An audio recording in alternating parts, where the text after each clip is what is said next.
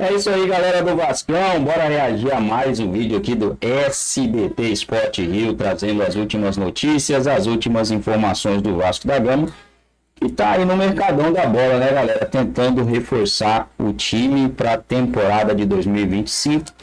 Eu acho que o maior reforço do Vasco para 2025 seria a possível venda da SAF, que ainda não aconteceu. Através da venda da SAF, poderíamos ter aí vários reforços de ponta, que é o que está acontecendo com o Cruzeiro. Quem mais? O Botafogo já aconteceu, né? Foi campeão aí dos dois principais títulos do continente não, né? Do Brasil. E o principal título do continente, que é a Conmebol Libertadores. Foi para o Mundial, passou um vexame, mas foi campeão da Copa Libertadores e do Campeonato Brasileiro. Vai participar do Super Mundial, que vale uma nota, uma grana, né? Uma baita de uma grana.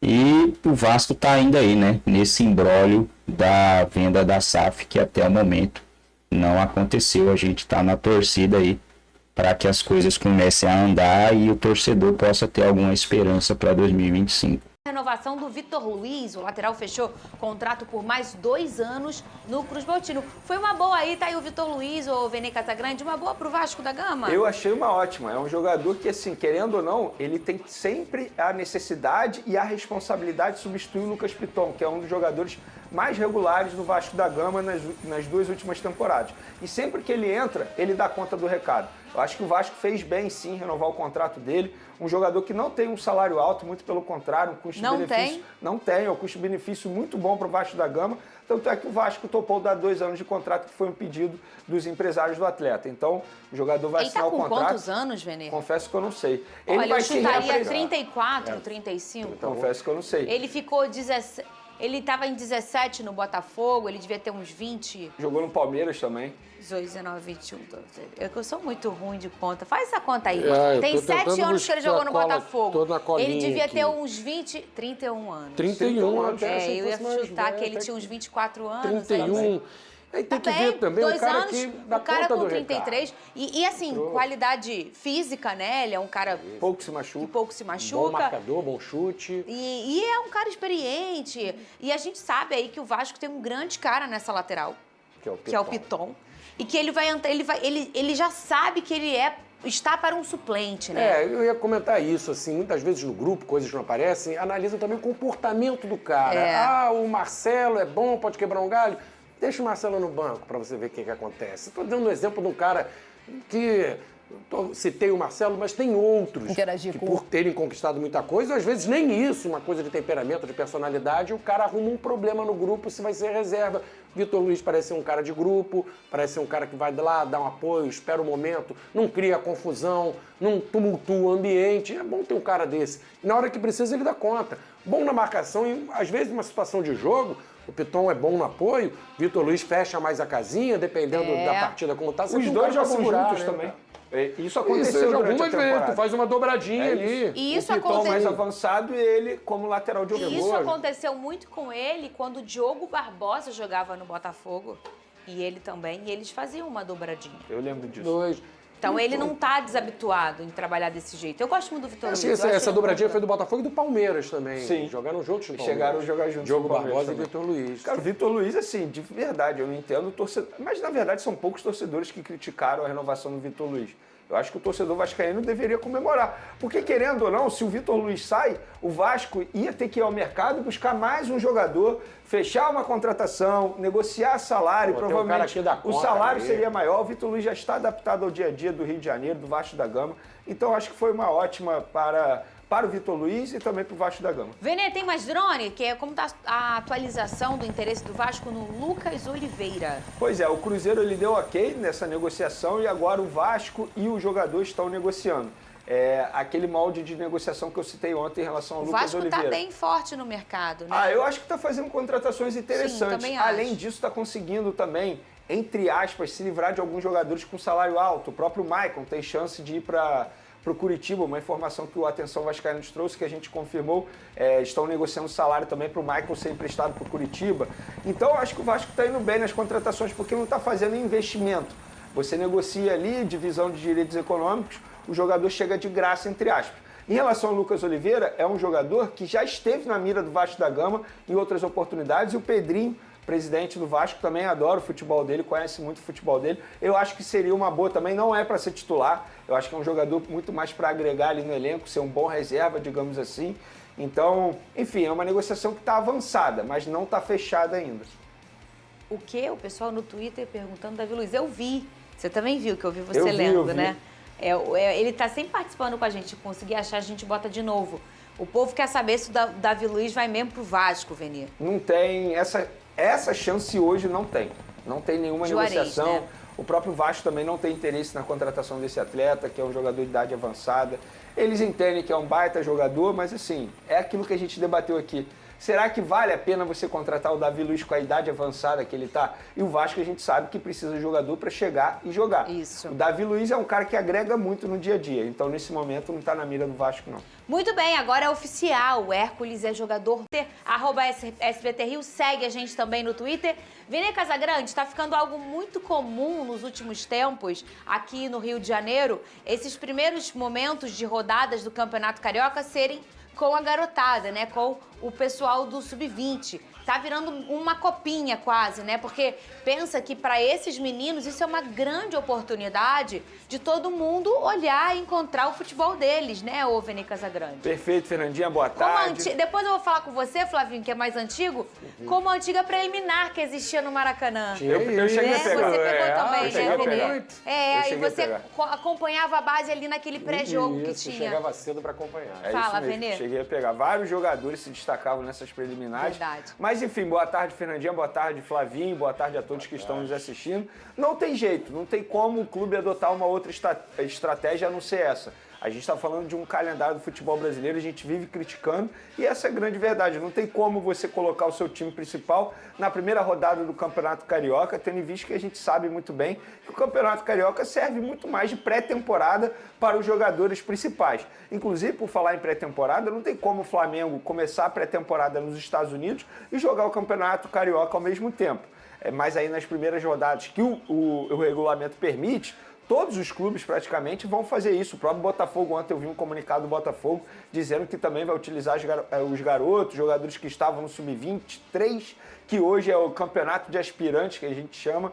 Então não tem como ser diferente. Eu acho maravilhoso essa estratégia, porque é a oportunidade dos torcedores conhecerem jogadores que são destaques da categoria de base e esses atletas se colocarem à disposição da comissão técnica do time principal. E no Flamengo, eu acho que é mais importante ainda para esses jogadores, porque o Felipe Luiz ele trabalhou por lá.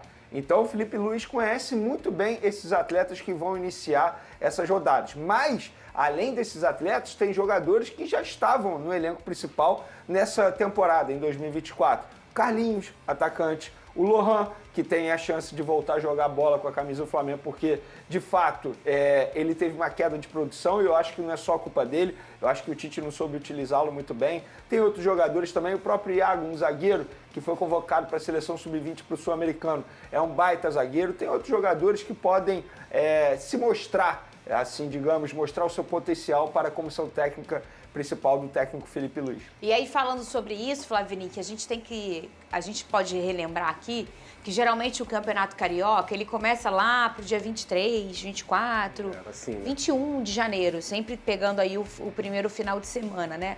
Que geralmente é o último de janeiro, né? Esse ano, dia 10 de janeiro, já está começando o Campeonato Carioca. Então, se a gente estava vendo já os clubes praticarem isso, colocando, principalmente, por exemplo, esse ano, o Fluminense, que foi para o Mundial, né? Impossível. Esse ano de 23 foi para o Mundial e 24 começou com muitas rodadas ali. O Flamengo também, que teve o início do ano ali disputando, foi o quê? A Supercopa ou a... Teve Supercopa. Então, esses times que já tinham um compromisso muito importante no início do ano, eles já colocaram realmente a garotada no início. E os outros também. E a gente vai cada vez percebendo que isso vai virar uma cultura. E o que era uma cultura de ver a copinha, a gente talvez vai começar a tentar encontrar os meninos nesse início de Campeonato Carioca, ô Flavinho. Como também naquela preliminar de antigamente, que antes dos jogos principais no Maracanã tinham os jogos do Sub-23, dos aspirantes, né, como chamavam. E aí o povo podia conhecer os jogadores mais jovens das equipes, né? Até porque no passado não tinha tanta visibilidade, né? As categorias de base. Hoje em dia, veículos de comunicação transmitem, né? O Sub-17, o Sub-15, tem TV do clube, então o pessoal tem esse acesso.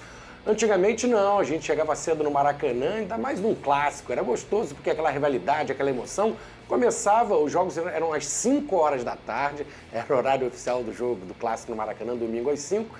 Às 2, 3 da tarde, chegava cedo e curtia ali aquela preliminar, o pessoal já comemorava, já provocava o adversário e descobria ali algum valor que você, muito difícil conseguir acompanhar o jogo da base, não fosse numa preliminar no Maracanã.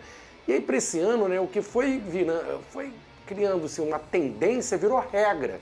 Porque com a temporada, do jeito que colocaram, com as férias, os caras voltando, saindo de férias em dezembro para voltar em janeiro, é impossível começar jogando a primeira rodada do Campeonato Carioca. Só o pessoal de casa entender, não é mais uma opção desvalorizar o Carioca, botar o time B. Não é isso não, não tem como fisicamente o cara voltar de férias e uma semana depois ele começar a jogar. Então já foi feito, a tabela foi feita para isso, para a garotada jogar. Alguns clubes já anunciam que vão com os principais jogadores a partir da 5ª rodada, que está no regulamento do Carioca, mas acho que essa regra é um pouco flexível. Eu vi o Botafogo dizendo que vai para a partir da 6ª rodada. Flamengo e Botafogo tem que ficar ligados que tem a Supercopa do Brasil. Já no dia 2 de fevereiro. Então eles vão ter que usar um Carioca ali, pelo menos 1, 2 rodadas, como preparação. Não pode ser também o primeiro jogo, a Vera, já uma decisão valendo o título. Então vai servir também o Carioca como preparação. O que eu acho interessante quando eu viajo assim pelo Brasil é que o Carioca, o torcedor carioca desvaloriza o seu campeonato estadual diferente de outras praças. Uma vez eu fui para Santa Catarina porque ia cobrir para outra emissora um jogo da Chapecoense, da Libertadores. E aí a pessoa mandou, olha, você vai com uma semana de antecedência. Para entrar no clima do jogo vai ter Chapecoense Nacional do Uruguai. Era o primeiro jogo de um time brasileiro nessa Libertadores. E quando eu cheguei lá, só se falava em Chapecoense versus Figueirense. Eu falei, gente, mas é time misto que vai botar, né? Não, é time principal. O Campeonato Catarinense tá 1000. Eu falei, gente, pô, aí não pode ser o Campeonato Catarinense ter um valor pro pessoal de Santa Catarina e o pessoal do Rio não valoriza tanto o Carioca. Se a gente pensar hoje, quem tem aí 3 times no Mundial? É o futebol do Rio de Janeiro. Acho que o Carioca tem que valorizar mais o estadual, sim. Com certeza, mas isso acaba que a gente realmente vê o Carioca já não dando mais esse valor, mas na hora que perde um clássico na reta final, na hora que vale título, o negócio muda completamente, Flavinic. Todo mundo fala, não, e de fato, se você me perguntar agora, Fernanda, o que você quer que o Botafogo faça nesse início de ano? Priorize a Supercopa ou o Campeonato Carioca? Eu vou falar, vamos levantar mais uma Taça Rio aí, galera. Vamos com tudo.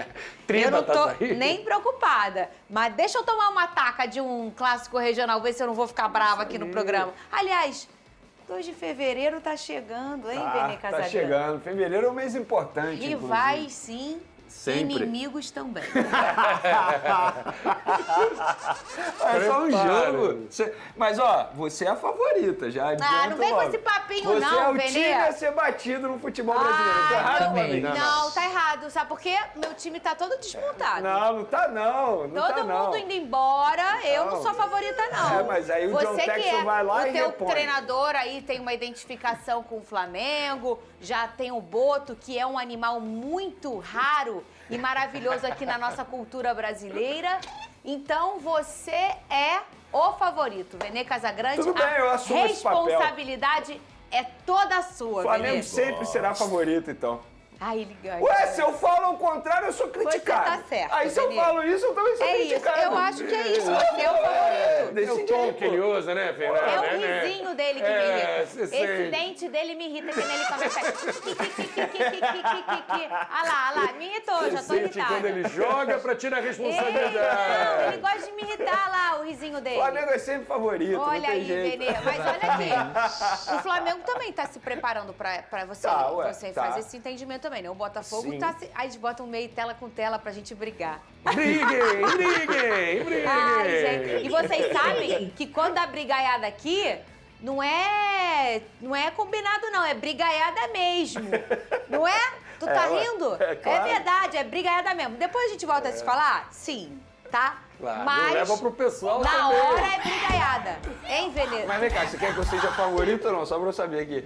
Pode ser você. Ah, então beleza. Então eu assumo esse papel, vamos lá. Vamos lá, Venê, o Flamengo se preparando para a Supercopa, Se né? preparando para a Supercopa, e vou te falar, essa nova gestão, ela até pensou em desistir da pré-temporada nos Estados Unidos. Só que isso é um acordo que foi firmado com a empresa que vai organizar esse evento nos Estados Unidos. Não tinha como romper esse contrato, porque pagaria uma multa rescisória extremamente alta.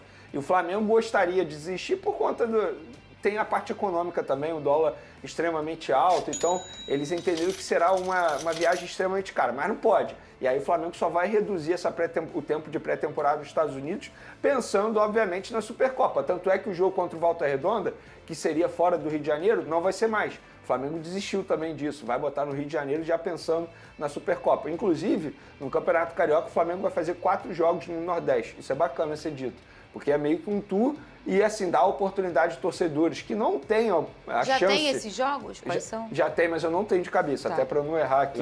Mas são 4 jogos. com o time alternativo? Exatamente. É com o time alternativo já, Isso. ainda, né? Então, mas é importante... Não, legal, é legal. Porque Pô, mas o nordestino não quer...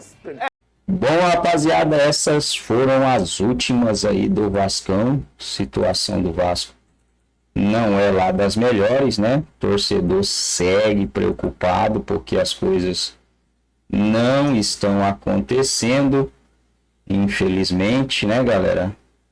E não tem aí previsão para que as coisas voltem a acontecer no time do Vasco, porque, cara, foi uma baita de uma cagaço, né, cara, a não conseguir ter vendido a SAF bem, né?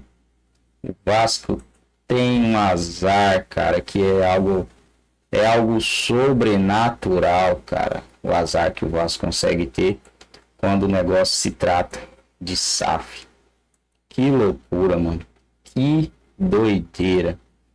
Poderia estar aí brigando por títulos, disputando títulos. Mas não, o Vasco está nessa situação que a gente enxerga nesse momento, né? Não consegue fazer a venda de sua SAF para tentar aí conquistar algum título nessa temporada que se aproxima a temporada de 2025. Agora é aguardar, né, pessoal? Não tem muito o que fazer não, né? É aguardar. Vocês viram aí que eu completei o vídeo com outros vídeos, que é para conteúdo, para ver se a plataforma entrega mais. Balbuena, será que Balbuena seria um bom reforço aí para o time do Vasco? Quem mais vocês achariam interessante? Quem poderia chegar nesse time do Vasco para que o Vasco dispute alguma coisa nessa temporada de 2025? Reforço no meio, no ataque, nas laterais, na zaga. O que você, torcedor, espera do Vasco para 2025?